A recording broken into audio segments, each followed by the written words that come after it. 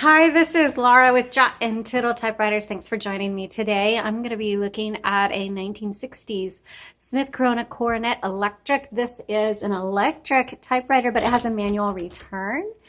This is painted, repainted it in a deep purple. This is not the original color, but I love repainting these Smith Coronet electrics. It just makes them so fun because they're fun typewriters to use. This is great for creative writers, kids, beginners, if you just want to have one on hand for occasional writing, or if you have longer projects but you're looking for something more affordable, then the Smith Coronet electrics, any of their electrics, this happens just to be called the Coronet, they're really fantastic machines. So let's go ahead and take a look at this. Here's your carriage, and this is where you're going to put your paper. This is kind of where all the action happens. So to move this carriage, there's a lever on each side, and you just pull that lever in, and it moves the carriage, and the carriage will move however far you have the margins set.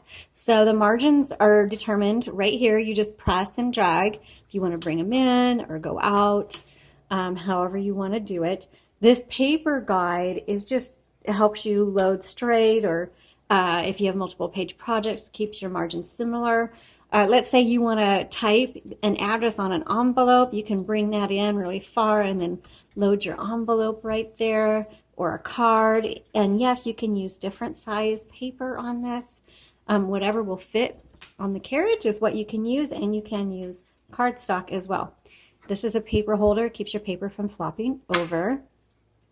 The rollers right here, this is a paper release, and what it does is it releases the tension on this bar down here so that you can adjust your paper in case it is crooked.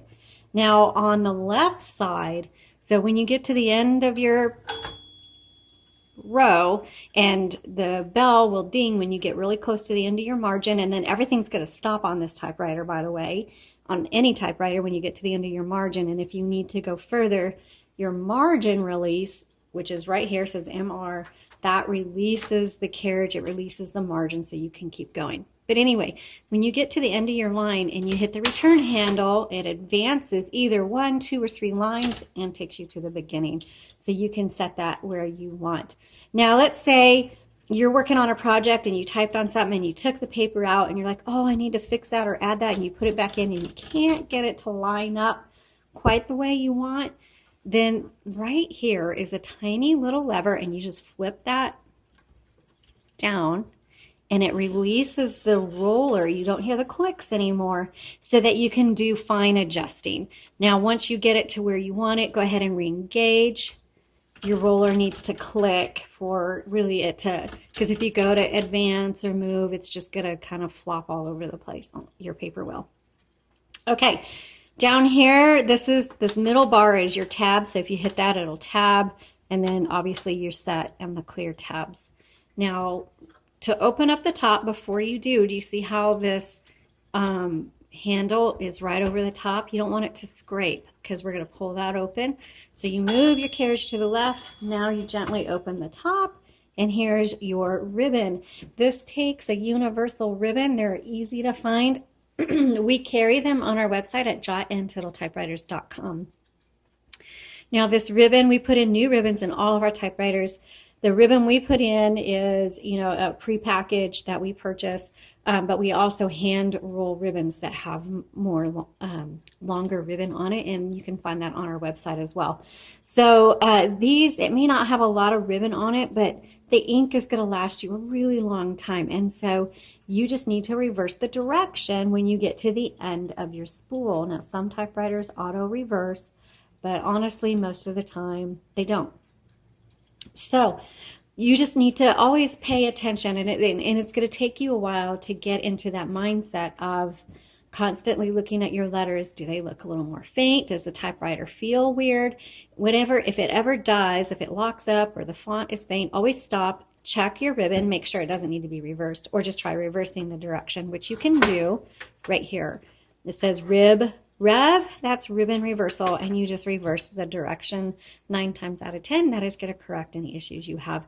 Again, you should be able to reverse the direction of this ribbon dozens and dozens of times before you replace it. And when you do replace it, make sure black is on top, red is on the bottom. We do have a video on YouTube that shows you how to replace your ribbon.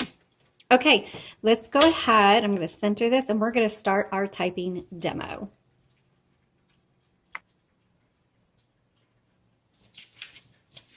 All right, so when it's time to put your paper in, you just put it right here against that paper guide. Just set it in there and then turn the handle and it'll pull that all the way through for you. And then put that bar back down. I like to pull it up. It looks like I've got some coffee stains on it, sorry.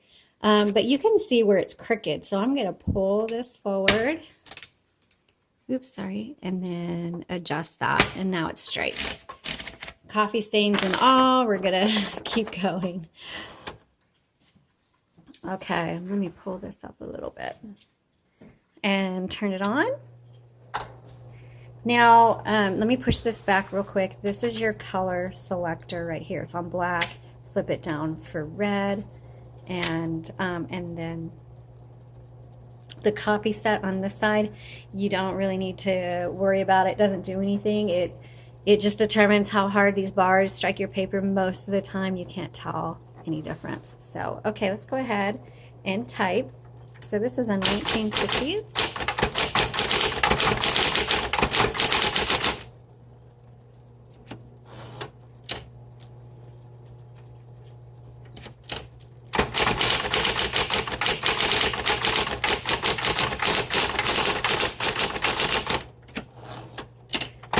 This is actually really quiet.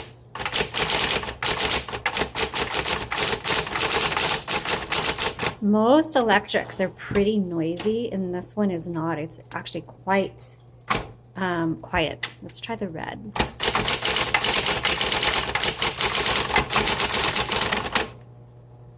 And it looks like, okay, this is a really good example. See how it's, it just felt different, and the font is looking kind of weird on me now. So I'm going to reverse the ribbon direction.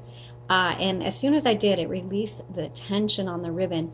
You can kind of see, I can anyway, it's super tight. That means I was at the end of the spool. So let's start that sentence over.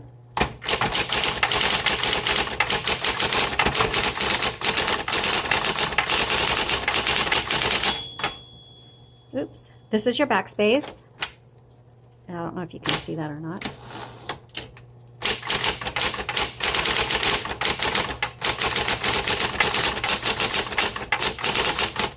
So some people might think, oh my gosh, I had to reverse my ribbon right away. Is that an old ribbon? No, it's just this ribbon reversal switch gets moved around all the time, every time we clean it or pack it or it ships. So it just gets hit sometimes. Okay, let's check all the keys.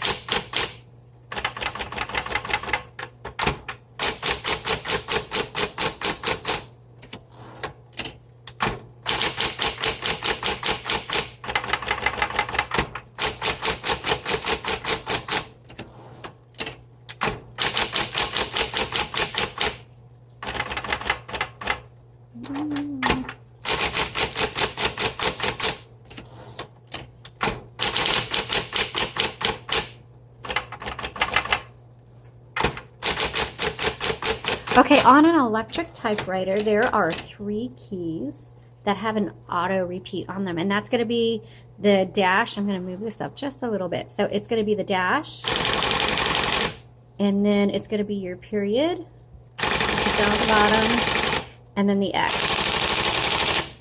And that's an auto repeat. Also, on this particular one, if you hold the space bar down, it'll power space through. So this actually types very well. I like this typewriter because for an electric, it's very quiet. The motor is quiet, the typing is quiet. So I'm going to say, hold on. This is an excellent overall typewriter. Good for everyday use. Extended writing projects. Students, kids, or for those looking affordable typewriter. And it's cool looking. All right. I hope this was helpful for you. Please visit the links in our description below. I always appreciate it when you watch and subscribe. And please let me know if you have questions or comments. Y'all have a blessed day.